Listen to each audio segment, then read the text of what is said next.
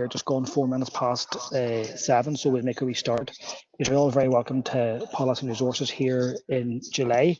Just a few things at the start, with your permission. I intend to move item 4, matters arising, just to after item 8, just to get through the agenda, and hopefully we'll deal with any outstanding items, matters arising during the agenda as we progress through it. Maybe just going to try and deviate away from the chat function, folks. If you want to contribute, if you can just indicate in the normal way, and we'll come to you in the order that you raise your hand, and we'll not be looking at the chat function during the meeting, folks. So with that said, and just also as well, I want to just thank the councillors who have been in touch with the council officers since the agenda was published to seek clarification and points on the agenda. So hopefully that will progress the meeting as well. So thanks for your cooperation in terms of that. So with that said, folks, can we move into the agenda, and I'll take apologies. So I'll go to Councillor McElduff.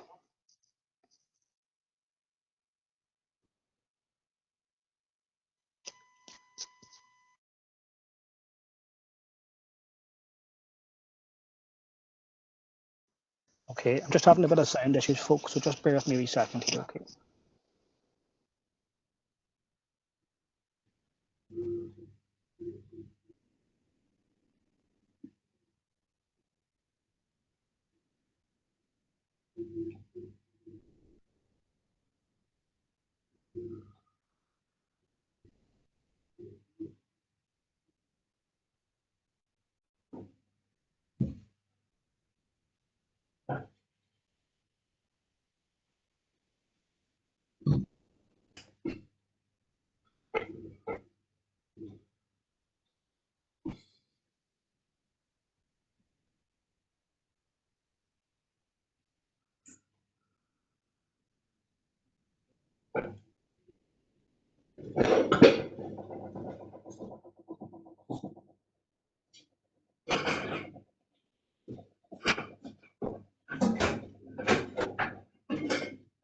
Alan, your microphone's on.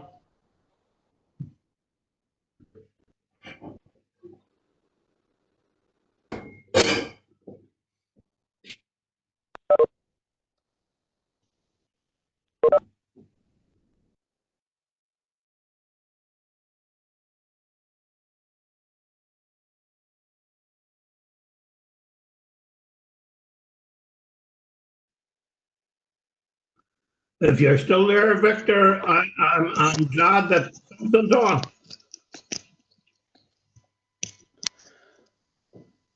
Sorry, members will be with you very shortly. Just getting a few sound issues sorted out here.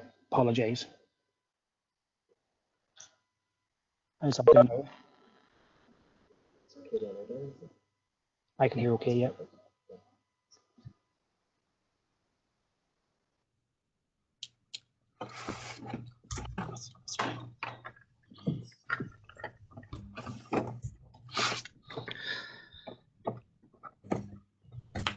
Okay, members, hopefully that's us sorted out there now. Is that better, Donald? I know you'd mentioned an echo. Is that better, Donald? That's okay now, Stephen. Perfect. Okay, thank you, folks. Thanks a million. Apologies for that. Okay, so apologies. Do we have Barry there? Is Barry in yet? If not, I'll move on to Councillor Warrington. No apologies from the Ulster Unionist Group and Stephen. Thank you. Councillor Garrity. Thank you, Chair. Just one apology from ourselves, Councillor Garvin McPhillips. Thank you, Stephen. Thank you. Councillor Thompson. Thank you, Chairman. No apologies from the Democratic Unionist Group. Okay. Councillor Swift. Yeah, Gormagat, Stephen, it's a related apology. It's just on the email that you sent me, and I've literally only picked up on it, Stephen, and it's just really for point of information that I seek clarification on, just for your information as well, that both those AOBs had been formally tabled, Stephen, as far back as the first council meeting. That went on long, as you know, as did the next meeting, and today's meeting. And hence then the Chief Executive had advised to put it into the following meetings.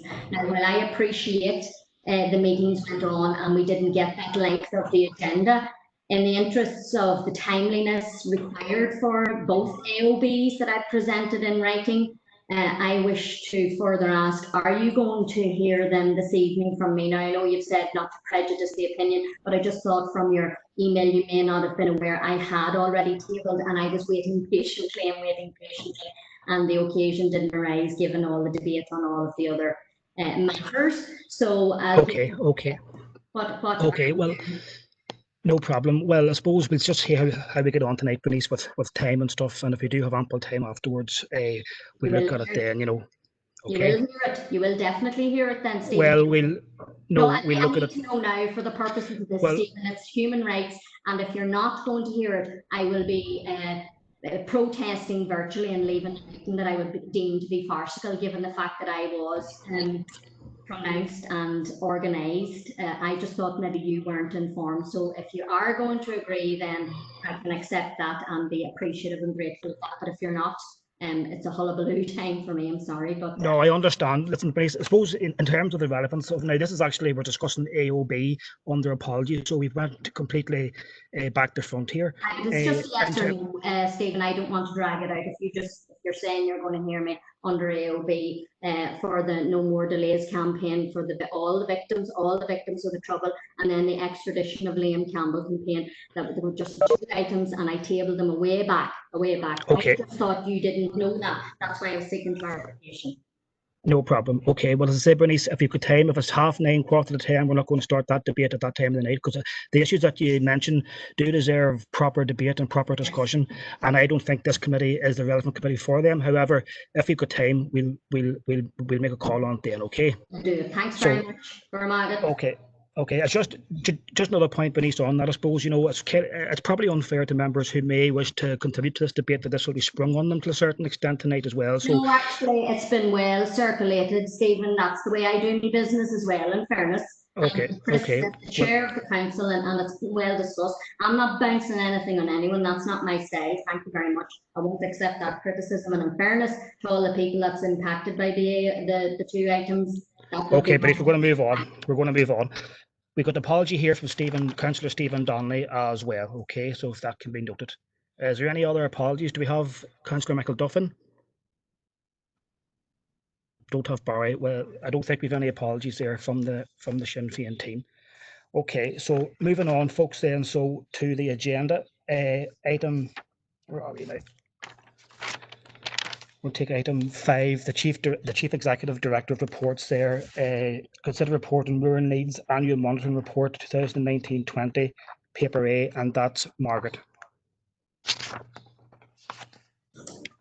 Thank you, Chair. This is, as you say, a report on the just to inform members of the details of the annual rural needs monitoring report.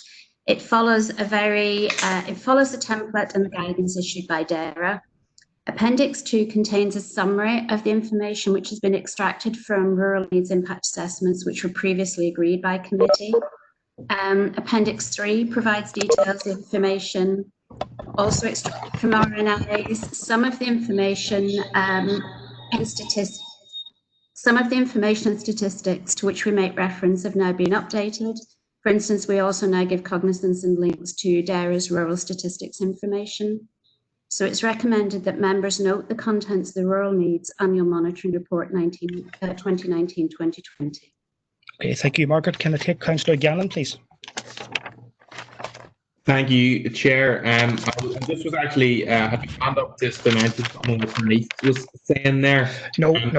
Very briefly, if you're taking. No, Councillor Gannon, we're currently on 5.1 of the agenda. If we've got no other contributors, I'll take Councillor Coffey. Yeah, go ahead, Councillor Coffey. Thank you, Chair.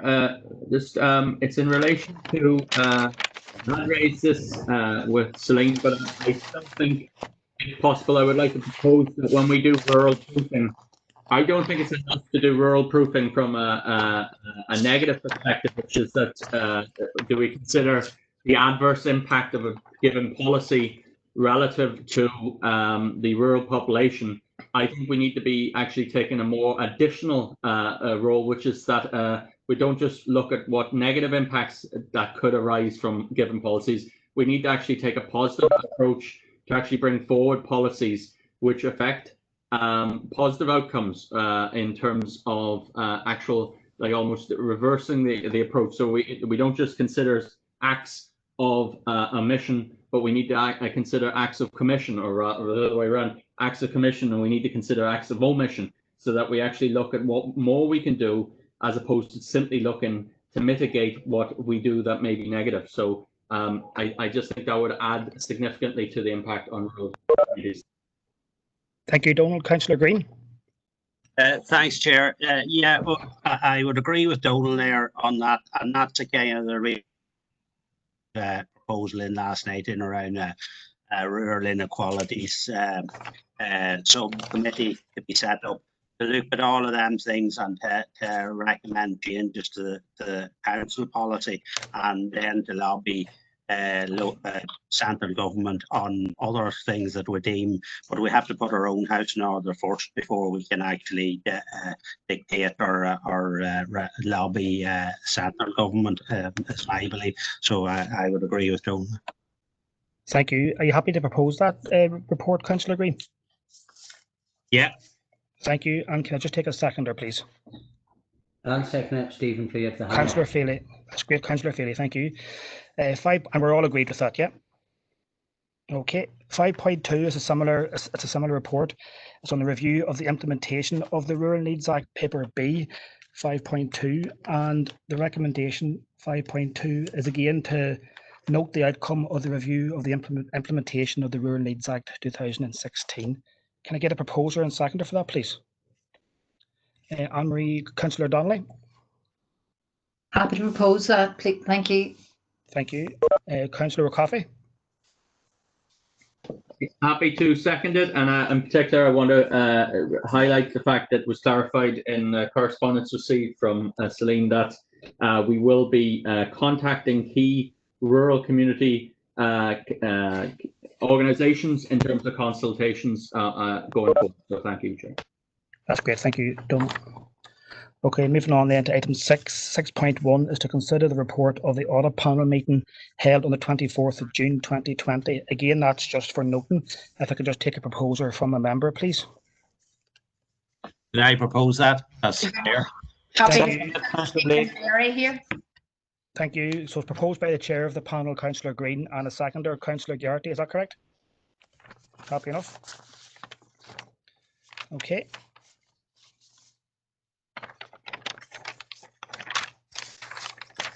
Okay, so 6.2 then, so is to consider the report on the annual governance statement for Fermanagh District Council for the year ending 21st of March 2020, paper D. And if I just invite Celine there. Celine might have audio issues with it. Let me see.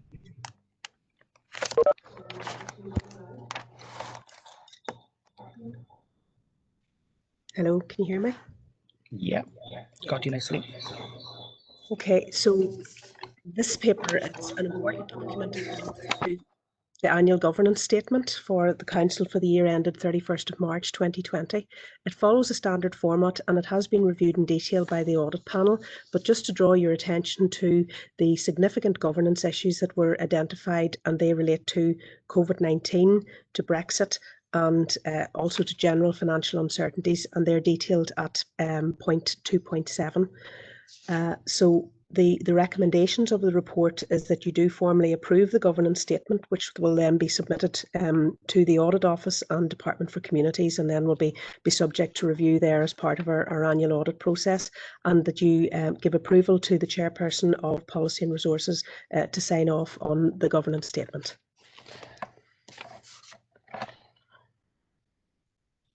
Okay, thank you, Celine. Could I take a proposer and seconder for that, please?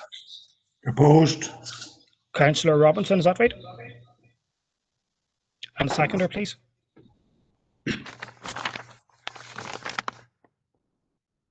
Councillor Fitzgerald. Thank you, Anne-Marie. And we're all agreed. Okay, moving on to item 6.3. It's an update report on procurement and tenders, paper E. And again, I welcome the correspondence from councillors in relation to some queries on that paper, which have been hopefully dealt with there. So paper E, if there's any queries, paper E, I'll take them now, or we can take a proposer and seconder. Proposed, Councillor Blake. Thank you, Councillor Blake. Have we a seconder? Councillor Fitzgerald. Thank you, Anne-Marie. And all agreed? Thank you. Okay, moving on to item 6.4. It's an update report on estate matters, paper F. Council powers, you'll note, are there for item 2.1. Oh, this is the end item, and I'll just bring in Celine here for this. Chair members, an update on item 2.1. There's been ongoing liaison with on these matters in connection with the exceptional request from Oma St Enda's GAC for access and use of council facilities. I think we want to recognise the interest of Strathroy Harps that's detailed at 2.1, and also, as would be standard term in these licence agreements, provide for community use and access as required. So in relation to the overall recommendation, I believe we're in a position to progress with implementing the licence at Strathroy Plainfields, subject to confirmations around the community use. In relation to the second item, the first issue is that it's not the club that owns this land, but it's actually Drumrah Parish, and by virtue of that, the Diocesan Trust that we need to deal with. So we are seeking some further advice, and that's around planning, legal issues, and what the works will entail. So we would hope to be able to progress this and bring back a proposal on that particular issue soon to you, but we have a bit more work to do on that. And as I say, there's, in relation to the first part of the recommendation there's ongoing liaison, but we think we will be able to progress with the licence and would seek your approval for that. All of the other items in the estates report are detailed there. I'm happy to deal with any queries. A number of them are fairly routine and are reported to you in accordance with policy. So hopefully you can see those and can deal with any further queries. Okay, thank you, Celine. Councillor Michael Duff. Thank you, Chair.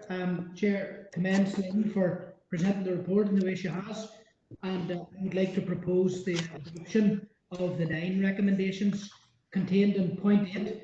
I'm a very strong supporter of enabling sports clubs and community groups to achieve their objectives, and I welcome the direction in which this is moving.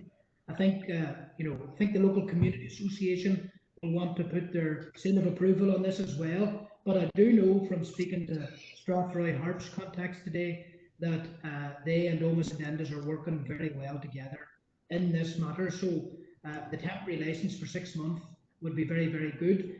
In relation to Lisnelly Avenue, even if you just maybe the next time people are going to the Grange, councillors could just familiarise themselves with exactly what has been talked about here. It's providing safe access, principally for young people who come off buses and proceed towards a training area. It prevents them from having to go back out onto the main road. So it's common sense. And I know it's not mentioned specifically, Celine, but maybe in general, going beyond what's talked about in your recommendations, if I could just suggest that that a report is brought back in the near future on the wider related issue of connecting the Grange to the Riverside Walk and how that might be achieved. It's in the same type of vein. Thank you, Chair. Yep. Thank you. Councillor, where are we now? Anne-Marie Donnelly. Thank you, Chair. Just have a query, Celine, in relation to the annual council property report. Very useful piece of information. I'm wondering, is it possible to have the option of the data being presented by area as opposed to by type of property? It would make it easier for us ourselves as councillors to view it, instead of having to look for the property within our area. I mean, I'm not asking for you to change it now, but just even of the option of displaying the information in 2 different ways. And the other point I wanted to make was in relation to getting achieving effective use of our assets, effective asset and estate management. I think we need to look at how, and maybe you're already doing this, Celine, and I'm just not sure. Obviously, some assets will be managed by maybe environmental services, some by regeneration and community and so on. I'm thinking of the type of facilities, maybe changing room facilities, toilet facilities in different areas. That maybe if we look at things in a holistic approach, I'm thinking changing facilities. Do we look and see what groups use them? Is it an opportunity to enter into an agreement with a group if they're the only people that ever use the facility? You know, and that way we are making effective use of the resources, but we're actually achieving efficiency savings as well for the council. So maybe, Celine, if that just could be considered whenever you're looking at estates. Okay. Thank you. Just in response through the chair, I suppose I'm pleased to say that I would be optimistic that we can provide the data, the estates data, in a different format that's more organised geographically, and we'll work to do that. Probably the last time we presented this report, which was actually in 2018, whenever we did it. Since that, we have implemented the asset management system, so that should give us a lot better control over our data, and we will be able to reconfigure. So if you can leave that one with us. In terms of the effective use of assets and the suggestions that you're making, I suppose we have been on a journey in terms of bringing all of our estates information and dealing with a lot of probably legacy and historical issues.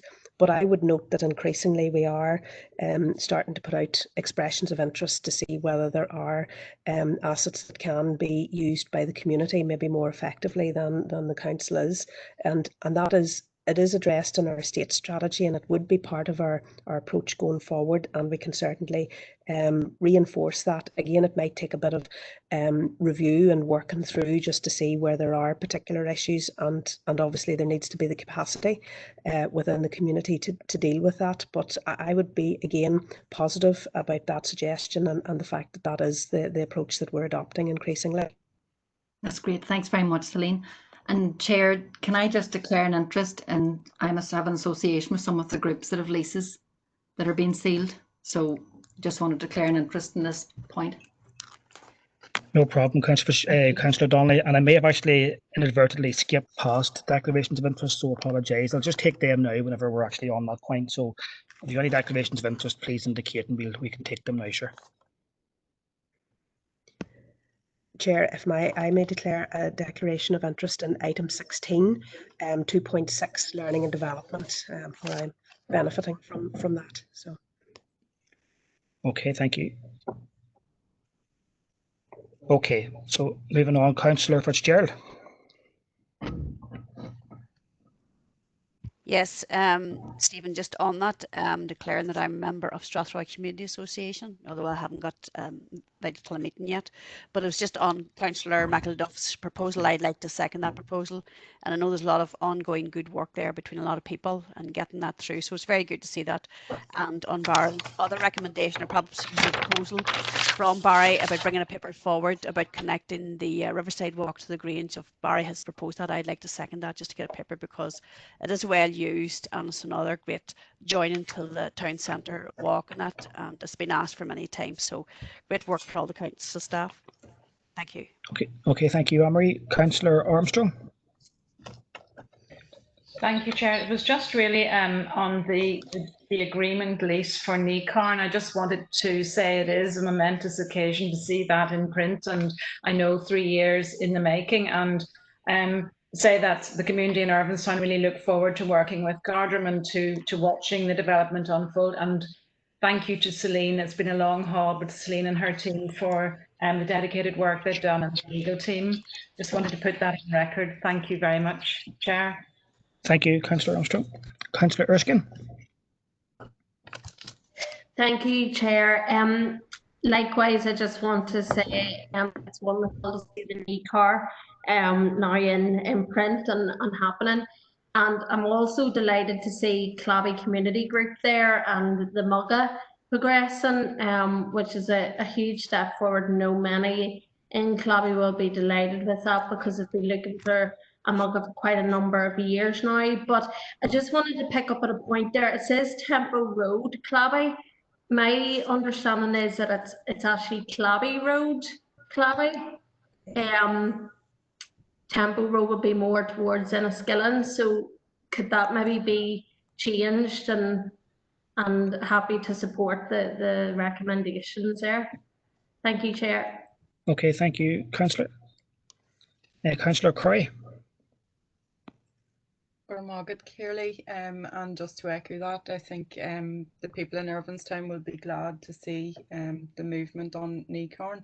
But I really wanted to come in just on point 2.7, and it's just around the public liability indemnity. I'd previously asked that a report was brought to Council on the feasibility of Council kind of having an all-encompassing insurance of venues, particularly for community and voluntary groups who might, find that difficult and a big undertaking. So I'm just really looking to see if there is any update, just seeing that's mentioned there, Gormagat clearly. Okay. Chair, I know that we have been in communication with our insurance brokers and insurance company dealing with this. I suppose in summary, it is feasible, but it would mean a significant amount of risk attaching to the council, and it wouldn't be something that they would be recommending as an approach. But I will collate the information and provide it to members, and then if we need to take a further review of it, if it's for discussion, we can certainly raise the points that have been highlighted to us. I'm not sure if Sean wants to make any further comments on that. Sean there. Yeah, sorry, Mr. Chairman. That is true. There has been a bit of work on that, and as Selena says, that is the advice from the insurance company at the minute. So we will collect that information and get it back on our report. Okay, thank you, Sean. Councillor Deehan. Thank you, Siobhan. Yep, Councillor Deehan. Thank you, Chair. Just to declare an interest in item 6.2 as a member of the Strathroy Community Association. And can I say just in passing that I think that it is absolutely imperative that we ensure that all our properties and venues are used to their absolute maximum effect for the benefit of the community. So thank you for that, Chair. Thank you. Councillor Clark. No, Chair, I thought there was something, but looking again, no, it's not on. I thought there was something about Tullyvar, but I can't pick it up at the moment. So no problem. No problem. Okay, Councillor McAleer. Thanks for letting me in, Chair. I suppose, although I'm not an Irvinstown councillor from previous months, I'm not entirely happy with what's happened in relation to Nicorn and the council's actions in that particular matter. So I'll register my dissent on that particular issue. Fully support the Omagh St Enda's and the Strathroy cooperation, but just on that particular issue, I would have to raise a bit of dissent there. Thank you, Chair. Noted. Okay, thank you, Emmett. Okay, folks, there's a number of hands that have been up from before. If you want to take an opportunity just to take them down. Seamus, are you looking back in again there on an issue, or is your hand still up from earlier? No, as I'm wanting in on this issue. Okay, go ahead. Thanks, Chair.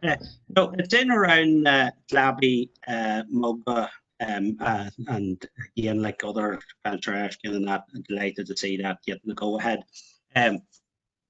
But from our legacy council, there was provision from the Fermanagh Council. It was one of the last policies that they made was that Mugga would be provided in each and every village in the county, and that was policy passed, and it was passed, and it was funded, and all of the things was done. And when the councils were coming together, we were told, unless I'm remembering things wrong, that all the policies that were passed from the legacy councils would be followed through.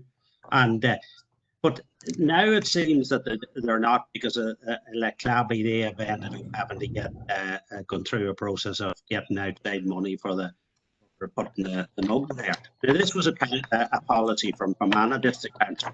I don't know what the Omagh District Council policies around that was, but this was the Fermanagh one, and it was passed and it was went through, and we were given a guarantee, as far as I remember, that all of that would be progressed and facilitated by the new council. So I want to propose that there is a search done through the minutes and processes of Fermanagh and District Council to see why policies that were given the go-ahead in the previous legacy councils, where did that change, or is it just something that is just like earlier in the day that this just has crap up on us, which I think so. So I want some kind of an answer to that, because I've asked it a number of times now. Where did that policy go? Because there's not many villages left that didn't get it, but there is a few, and there seems to be a problem around it because of funding. So I want the council now to actually come back and give me proof and show me where that policy was done away with to guarantee what the legacy councils had already agreed. Okay, Councillor Feely. Thank you, Keely, for letting me in, and thanks for Seamus for bringing that up. I didn't even realise that as I was on the Fermanagh Council, but if that is true, I'd be quite happy to second Councillor Green's proposal. Okay. Okay, and we're agreed. Okay, thank you, folks. Councillor Curry, sorry. Yes, Gormagget, Stevie, I was just looking back in just on the previous point around the insurance, and I appreciate what Celine and Sean are both saying, but it's no surprise to me that an insurance company is actually saying that people have to get additional insurance. Unfortunately, that's entirely what I'd expect from insurance companies. So I wonder if Selena, and I appreciate I'm asking a lot of work here, but could we look at different levels of cover? For example, our community facilities can be used for fairly low level things like meetings or tea and coffee mornings, low level activities. And if, you know, we could look at that, and it might involve doing an audit of what our community venues are actually being used for, and, you know, looking at the risk in those terms. But I just do think that we should really look at this, because it is something that I hear, and as a member of community and voluntary organisations, it is a big barrier for groups. So appreciate any work on that. Thank you. Thanks, Siobhan. Thank you. Okay, folks, moving on to 6.5, and it's to consider the update report on register. Sorry, he's looking in. Councillor Thompson, is that right? Chair, I'm just wondering, you said at the outset of the meeting you weren't using chat function. I see councillors seem to be making comments on it. I think I know that. Isn't it? Yeah, that's exactly it. I see there's commentary, but it's not been, you know, I'm not monitoring that at all. I'm just going by the order that hands up here. Councillor Thompson, yeah. Sure. Okay. I had my hand up for ages. Okay, go ahead, Donald. Sorry. Just in regard to NECARN, I have to set out, I do note that our estate strategy now includes a provision for community asset transfer. So we're just after handing potentially what was a huge asset that could have been developed by the council in conjunction with the community. And I feel that we're certainly not going to open up the debate about NECARN again, Donald, so make your point very quickly and move on. Around it anyway, because the recommendations as part of the lease were very broad and quite ill-defined, frankly. And I'm wondering if we can have a report back on the clarification of what is actually going to be achieved on that site at an early point, because I think it's important that considering the level of concern that exists out there, that we have some clarity about what actually is going to be done with that site, and, for example, the commitment given for full access by local residents, as an example. Thank you, Chair. Okay, thank you. Thanks, Don. Councillor Warrington. Thank you, Chair. Well, we see councillors dissenting on NECARN tonight, another one still raising the topic. At the end of the day, we have been involved with NECARN from the last mandate, and it's been well orchestrated. We've met different parties, we've met different people, different groups, different organisations have come in, and there was an open day in NECARN about. Okay, Victor, now we're not going to rehash the whole NECARN debate again, so just, yeah. just to No, make a of point. course. No, Yeah, there's no yeah. point in going over this and over again. We've done the deal. The lease has been agreed with Karen. Let's move on and get away from the negativity. You know, the council. The reason probably the council didn't progress with doing something on their own, it was going to mean that our ratepayers were going to have to pay excess increase on their rates to do something that wasn't going to be beneficial to their area. So I'll leave it at that. Okay. Okay, thank you, Victor. Thanks. Councillor Garrity. Yeah, I'm very brief, Chair. Thank you very much. It's just to say, because I think the report in general is great, and I support all the speakers largely in what they're saying, and great work done in all those areas.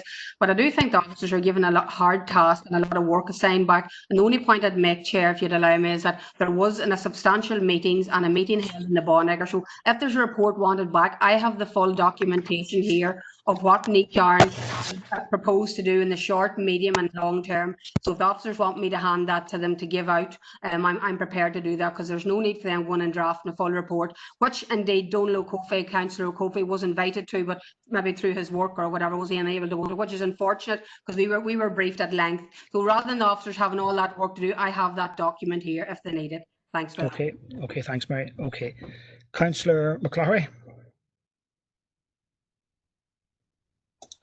Thank you, Chair. I was just going to say what Victor said and also what Mary said. I have that document as well. Unfortunately, some councillors may not have been able. Okay, thank you, John. Councillor Armstrong. And just to wrap this up, really, I can refer Councillor Coffey to the Special Council meeting in February 2020. Significant expansion there for the estate and investment, which will bring jobs and hopeful prosperity to the environment. So thank you. Okay, so we're all on a similar vein here, I think, folks. So we'll keep moving here. Councillor Baird. Yes, thank you. I just want to comment on Councillor Coffey's comments that the guardroom project was short on detail. Others have explained just what it is. But whatever the detail that guardroom put, there was an awful lot more detail that if I say the opposition of which Councillor O'Coffey was a part, put forward. There were no ideas there at all. Thank you, Chair. Councillor Green. Your hand might be up from earlier, Seamus, possibly. My apologies, Stephen. No bother. Thank you. Councillor Thompson. Thank you, Chairman. I just want, as a group leader, I just want to be supporting the other councillors there, Councillor Garrity, Councillor Warrington. We've had this discussion. We've had many meetings, and to keep going over and rehearsing the old argument about Karen, it's simply not on, Chair. I agree. Just want to put those remarks out there. Thank you. Thank you. Councillor Keenan. Hello, yeah. Just as being a new councillor, I wouldn't have received that report. I was wondering would I be able to get a copy? Absolutely. We'll organise there. I'm just having a quick look down. Celine will organise that to be circulated to all councillors again. So that's something that we can do there. I've got two more speakers and we're going to move on. Councillor McAleer. With regards the it being a burden on the ratepayers, if a private company make profit in it, surely the council could do something beneficial for the community. Okay. Councillor McAleer. Thank you, Eamon. Councillor McAleer.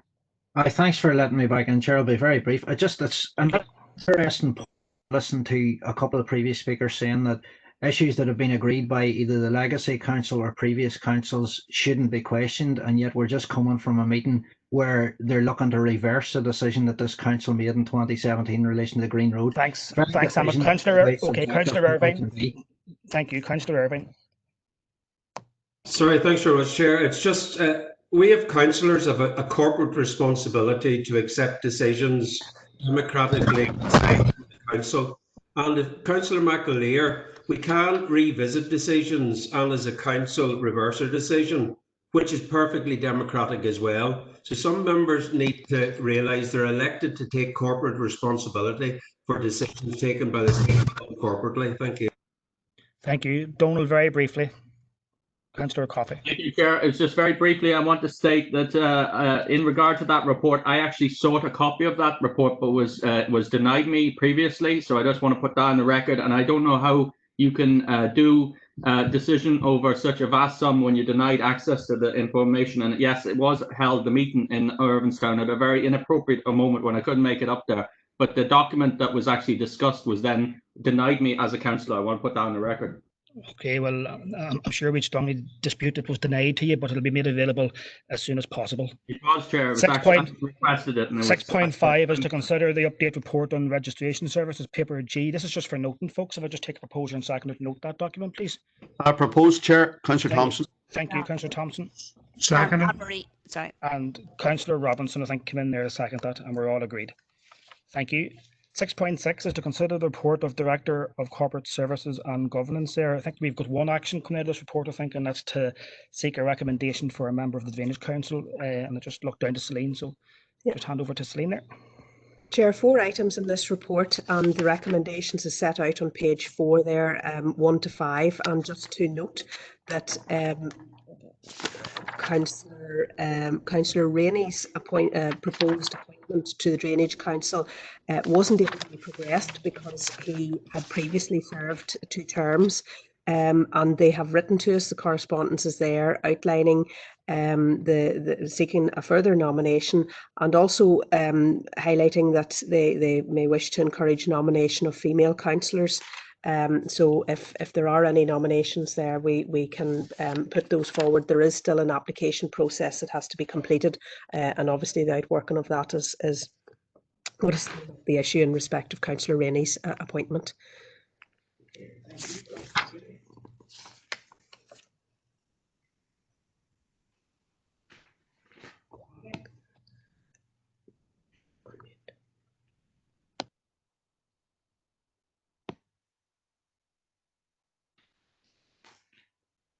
I can't hear from here. What's going on? Sorry, Chair, I think you're on mute. Yeah, I can't hear you. Apologies. Sorry, folks, apologise. Councillor Feely, go ahead there, sorry. Thank you, Gayle. That drainage board, is Councillor Swift on that? I thought Councillor Swift was on that. And if she wants me to propose, I can propose her to go on it. Okay, so proposal for Councillor Swift by Anthony Feely. Do we have a seconder for that? We're going to check with Bernice first, Stevie. Yeah, we can touch base with Bernice now. I'll second that, Chair. Happy to second. Deehan. Okay, Councillor Deehan seconded, and Councillor Swift, are you content enough to accept that nomination? Yes, and thank all colleagues very much for that. Appreciate that. Thank you. Perfect. Okay, and can I take a proposer and seconder for the overall report, please? Proposed, Councillor Deehan. Councillor Deehan proposed, Councillor Warrington seconded, and we're all agreed. Thank you. Okay, so 6.7 then, so no, we're not, we're in 7. Are they? So, yeah, 7 is correspondence to consider Nilga Council Bolton, dated July 2020. Celine? Maybe just for noting. Members, it's there really for information.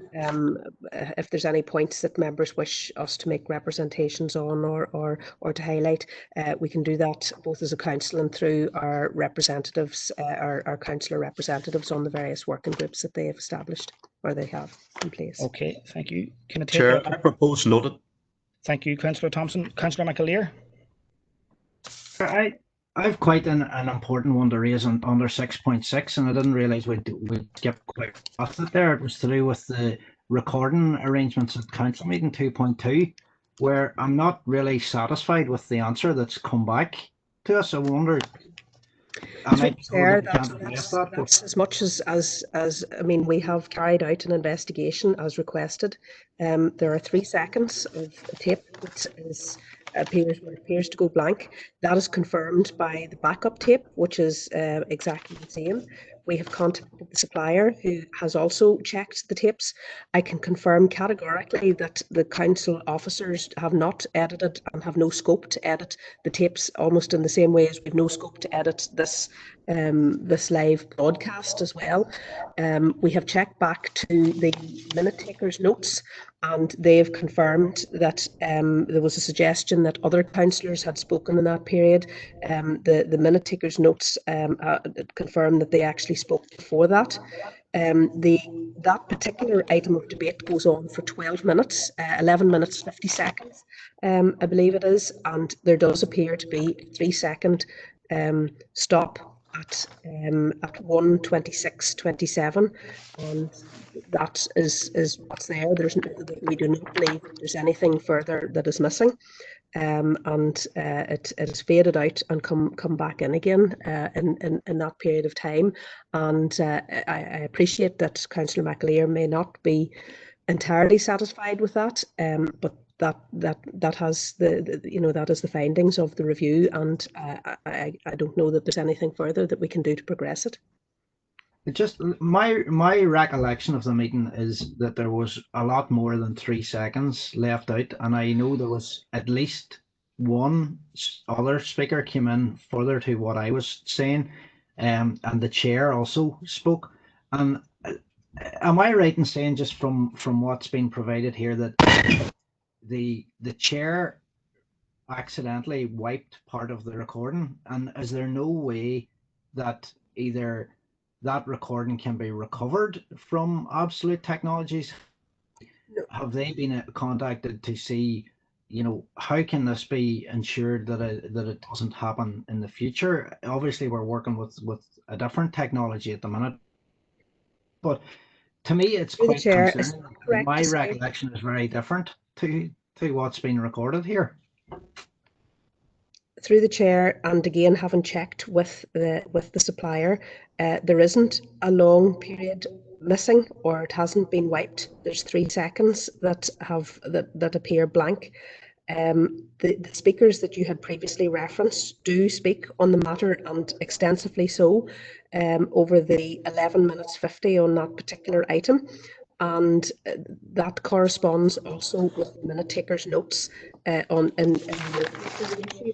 So that is what the supplier has confirmed, and we're satisfied, and we have the backup tape that exactly mirrors that as well. If I can just say, as chair of the committee, just as well, you've spoken on this now, as chair of the committee, I fully accept the report here by the officers in relation to that incident, and I'm more than satisfied with the commentary that's been provided by the director there. Councillor Coffey. Sure, if you No, Councillor Coffey, we're moving on. Councillor Coffey. Well, thank you, Chair. I'm just following on from what Emmett says there. I am aware of at least 2 occasions when it's been reported to me that tapes cut off in midstream, and I'm just wondering if it is possible for a chair to inadvertently delete a section of the recorded tape.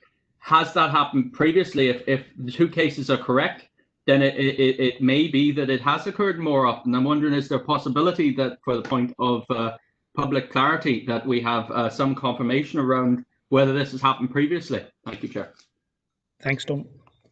Through the chair, we're not aware of any other instances where this has been reported.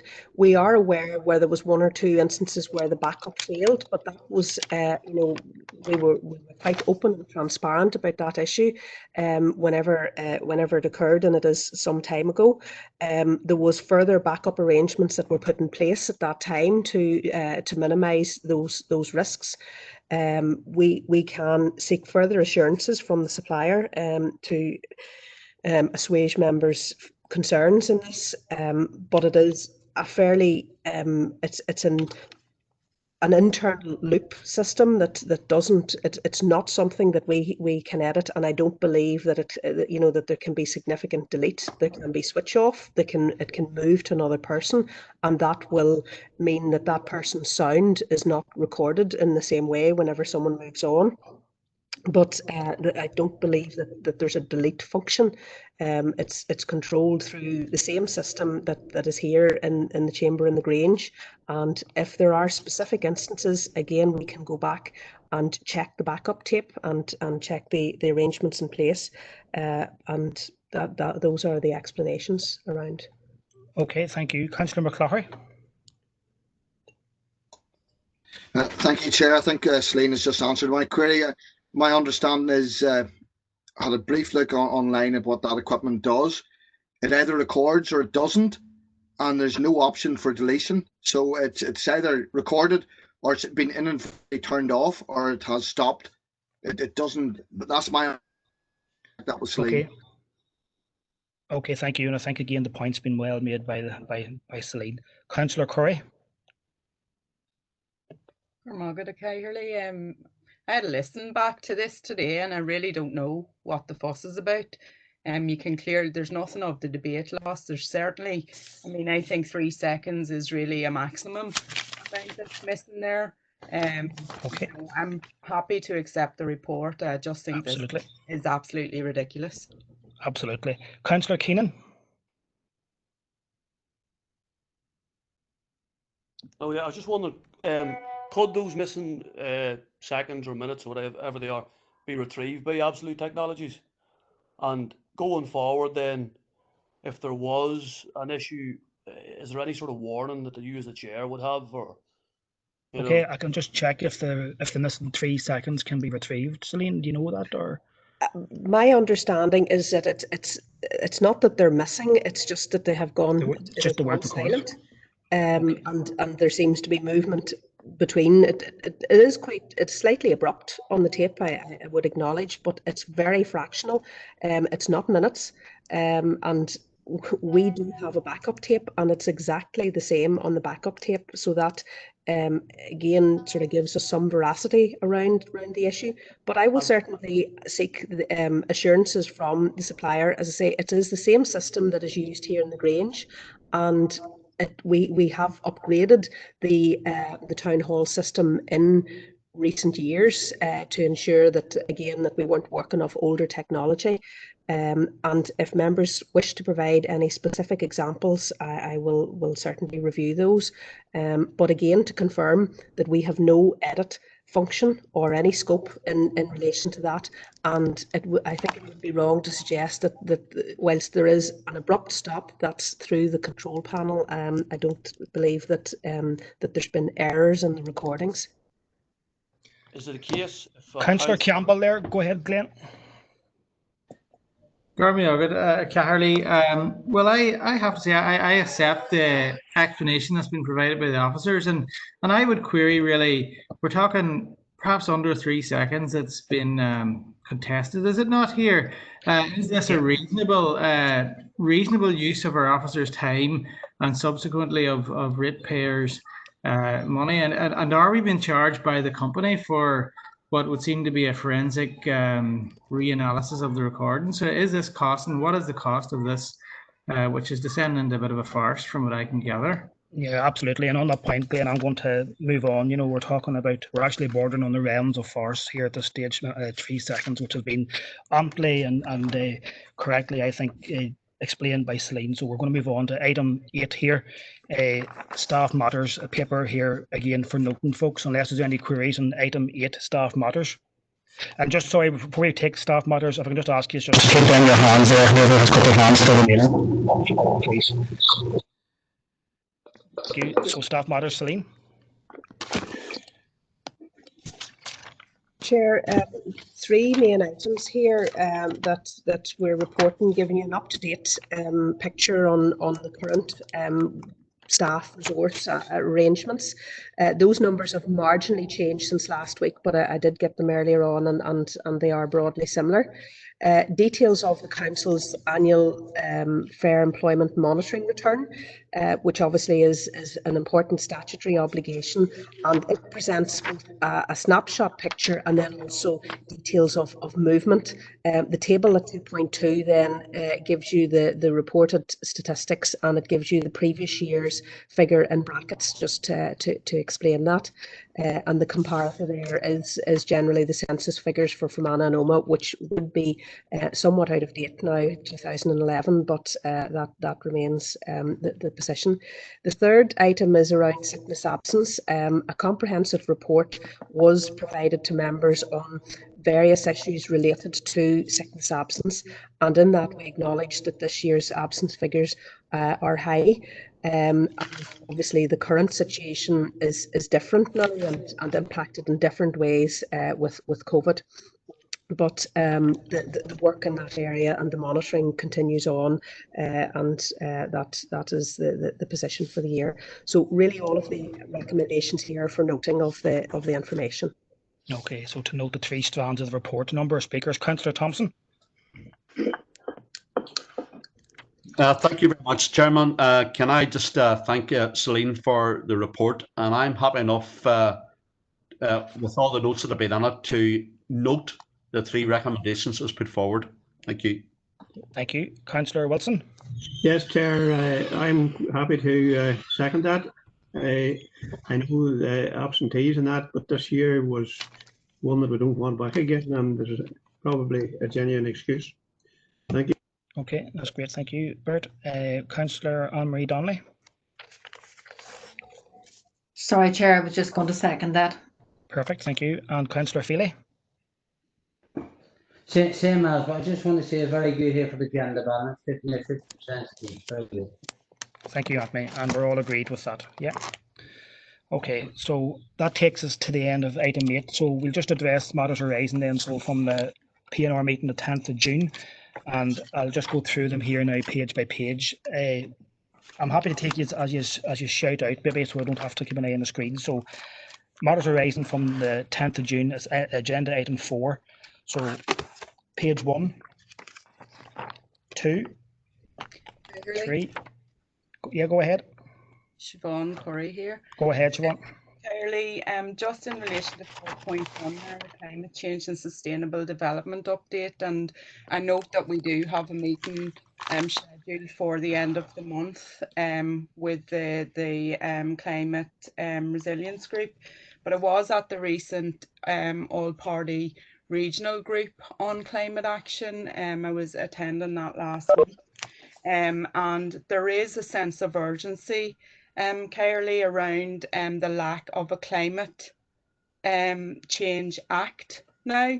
So could I propose that we request that the Minister urgently prepares and brings forward the Climate Change Act to ensure that the economic recovery, which we were talking about earlier this evening, and we saw the Minister for Economy, but to ensure that the economic recovery is in line with the need to urgently reduce greenhouse gas emissions.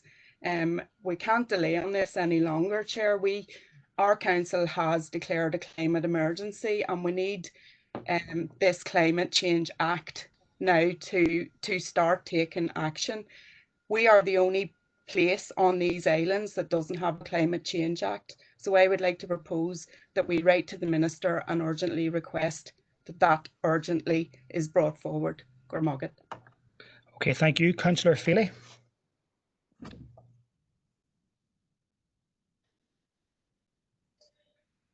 Anthony. Oh, just a second, Siobhan's proposal. Thank you. Councillor McAleer. Yeah, I support the sentiment there. I think it's very important that we do that. Looking at moving away from this extractivist and using our finite, that we do that. And I think likewise, we're the only part of these islands that don't have an independent protection agency, and that's obviously something that we want the Minister to consider as well, or reconsider, and living up to that which was agreed in the New Decade New Approach document as well. Thanks, Chair. Thanks, Emmett. Okay. Page 3. Page 4. Page 5. Page 6. 7. 8. 9. 10. 11. And page 12. Okay, folks, that takes the bulk of the agenda there. Item 9 is any other relevant business. Councillor Swift, you're the only councillor who has raised anything with myself, so it's over to you there. Gormagad, Cahirlock, and I will be very brief. So there are 2 items under any other business, and they're strictly, and the focus is on human rights. So the first one is that I wish to highlight that No More Delays campaign, of which most councillors will be aware, whereby the British Secretary of State Brandon Lewis is stalling on legacy proposals which have already been agreed through the Stormont House Agreement. Most elected reps of FODC would have been involved in helping victims of the Troubles in their respective constituencies on legacy issues. And as we all know, families have a right to the truth about how their relatives were killed. So therefore, I'm stating here clearly, and asking the support of the corporate chamber here this evening that London must act on these legacy proposals and create no more delays. So I've already provided Alison with the email to email Brandon Lewis, advising him no more delays on legacy proposals for the truth for all victims of the Troubles. So that's my proposal, to propose that going forward this evening as a matter of urgency. Okay, Councillor Smith. Sorry, Mohammed raised an error there. No problem, thank you. Do we have a seconder for Councillor Swift's proposal? I second that. Eamon here. Councillor Keenan, thank you. Agreed. All agreed? Okay, Bernice, another item? Yeah, thank you very much, everybody. And just very quickly then, and sticking strictly with the focus of the human rights issue on the extradition of Liam Campbell, there's a campaign ongoing. And I asked the council to contact the offices of Taoiseach and the Department of Justice to prevent this extradition, which is to Lithuania. He's an Irish citizen, and we all know the track record that the Lithuanian prison regime has. Previous high courts have already contended that that judgment is a breach of his human rights. So I'm strictly sticking to the issues of his human rights. We wouldn't want to see anyone in this country having to be treated in such inhumane terms and conditions. So again, just like the previous proposal, as an elected representative, I wish to protect the fundamental human and civil rights of anybody against human rights abuses. So I ask that people support to stop that extradition and write immediately to those two departments on behalf of Liam Campbell and his family. Margaret. Okay, Councillor. Second that. Councillor Green seconding that. Okay. Councillor Smith, are you looking in there, or is your hand still up? No, yes, I'd like to come in that, please, Chair. Go ahead. Yeah, just I'd like to ask a question. It's the same Liam Campbell who has been civilly convicted for the Omagh bombing, as I understand it is. Councillor Swift. Well, I'm not here to answer those questions. As I said, as previous chairmen already know, that we like to stick to the focus of the proposals made, and I'm strictly speaking on the human rights to stop the extradition of Liam Campbell. So I would ask that the Cahirla of FODC would kindly do the same. Just stick with the focus, please. Okay, so we've got a proposer and seconder. Are we all agreed with that? Chair, I don't agree. Chair, if that is... Sorry, Councillor Wilson, you'll come in just in the order you raise your hand there. I'll take you all in a wee second. So we've got a proposal and seconder.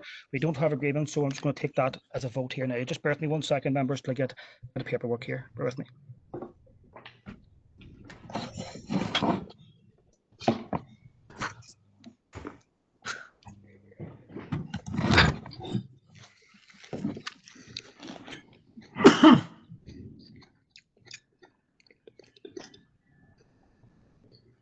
Okay, so we'll just take the proposal here now as for Councillor Swift here, and I'll just call it your name as on the list. So Councillor Armstrong. Recorded, Stephen, please.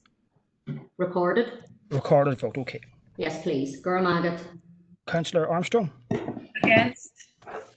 Councillor Baird. Against. Councillor Blake. For. Councillor Buchanan. Against. Councillor Campbell. For. Councillor Clark. For. Councillor. For. Councillor Curry. Evolve for. Thank you. Councillor Deehan. For. Councillor Anne-Marie Donnelly. For. Councillor Sean Donnelly. For. Councillor Stephen Donnelly is not here. Councillor Elliott.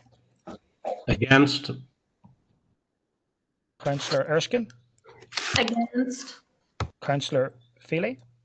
For. Councillor Fitzgerald. Councillor Gannon. Sorry, Councillor Gannon. Sean Donnelly. For. Councillor Garrity. For. Councillor Green. For. Councillor Irvine. Point of clarity, first of all, Chair. I'm No, against. Councillor Irvine, for or against, please? I'm against. Thank you. Councillor Keenan. For. Councillor Catherine Kelly. For. Councillor Podagin Kelly. For. Councillor Tommy Maguire. Son the Multa, for. Councillor McAleer. For. Councillor Chris McCaffrey. Ian Multa, for. Councillor McCann, for. Councillor McCloughy. Against. Councillor McElduff. For. Councillor McPhillips. He's not here, is he? No, he's not here. That's grand. Councillor O'Coffey. Abstain. Councillor O'Reilly. For. Councillor Rainey. Against. Councillor Robinson. Against. Councillor Smith. Against. Councillor Swift. For. Councillor Thompson.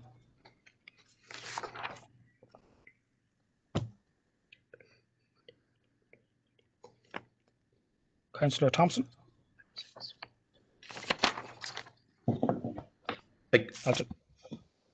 Yeah, go ahead, Earl. Are you there? Against. Be cut out here. Against. Okay, thank you. Councillor Thornton. Against. Councillor Warrington. Against. Councillor Wilson. Against. Two of my neighbours were. Okay, thank you, Councillor Wilson. And just give me a second, we get this here tied up, folks, and then we've got a number of speakers who've indicated to come in.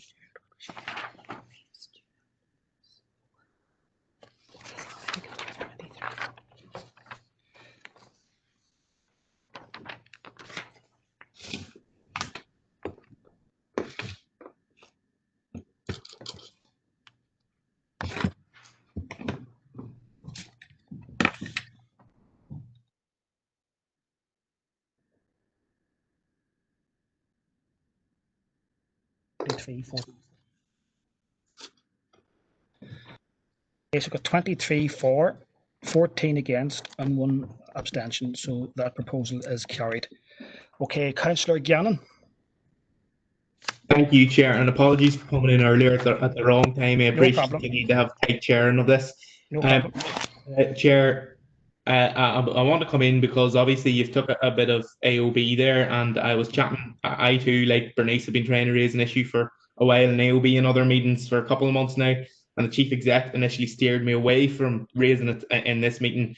But if you would bear with me for 2 minutes. No, Adam, just to give context to what I'm doing here, I've allowed Councillor Swift, because she'd raised it at the council meeting and with the way the meeting ran on, and we do have a bit of scope here tonight. The procedure is that you would raise an item with me before the meeting that is urgent and relevant to the committee. So the only item that I have is Councillor Swift's AOB, and I'm allowing this bit of latitude because of it was raised properly for council, and we're just getting this out of the way. I suppose we have a bit of time here tonight to do that. Councillor Green. Sorry, Chair. Councillor Green, please. Sorry, Stephen. Order, Chair. Okay, go ahead. Councillor Erskine. Chair, I just wanted to come in on this point. I'm really disappointed by how that has all went there this evening. I have to say, I wasn't fully in agreement with the first proposal there either, but I just want to make a point to put on record. I believe that innocent people should be the people who are getting pensions. I do not believe people who picked up a bomb or a bullet, a gun, to go out and kill people who were going up a street to do a message in a shop or were in the wrong place at the wrong time. I find it upsetting that innocent victims are being denied their right to get a pension. And I do not believe that terrorists or people who decide to go out and kill should be rewarded for doing wrong. And I just want to put that on record, Chair, tonight. Okay, thank you. There's a number of speakers looking to come in. We've had a proposal and seconder. It's been passed there, so I propose to move on. Can I get a proposer and seconder to move into confidential matters, please? Chair, I wish to speak on the matter, please. I propose to move on. Councillor Thompson, can we get make a point of order? Councillor Gannon here, just a quick point of order. Sorry, folks. If you want to indicate, put on your hand, and hopefully it's in relation to confidential matters because that's where we're going to. Can I get a proposer and seconder to go into confidential matters? Propose Councillor Point of order before we do so. Seconded, Councillor. Point of order. Sorry, the point of order. Go ahead there, Councillor Gannon, is it? Yes, it is. Thank you, Chair. And very brief, obviously you're Chair and it's up to yourself, but at nowhere in our standing orders does it state that we do have to send a notification of any other business to yourself. It just asks that, it just states the running order of business and says relevant business. And I was just going to ask, if possible with yourself, a 2-minute non-contentious issue, even 30 seconds, possibly non-contentious issue that have been trying to get it raised for a couple of months, but similarly to Bernice's, meetings ran on. So it's up to yourself, Chair. Ultimately, the decision is yours. But I just wanted to raise that there was, according to standing orders, we don't have to. And I've been. Is it? And if you, as you say, thank you, Councillor Gian. And as you say, as you know, there's long-standing protocol there. That you do contact the chair of the committee. This is nothing new. And that's the way that we do it here. That's the way I like to do it as well. And the only councillor who came to me before the meeting or correspondence came to me is Councillor Swift. Where are you watching? Can I get a councillor to second to go into confidential matters, please? Chair. Happy to second, Stevie. Councillor Podrigan Kelly, thank you. Chair. Recording stopped. Hand up.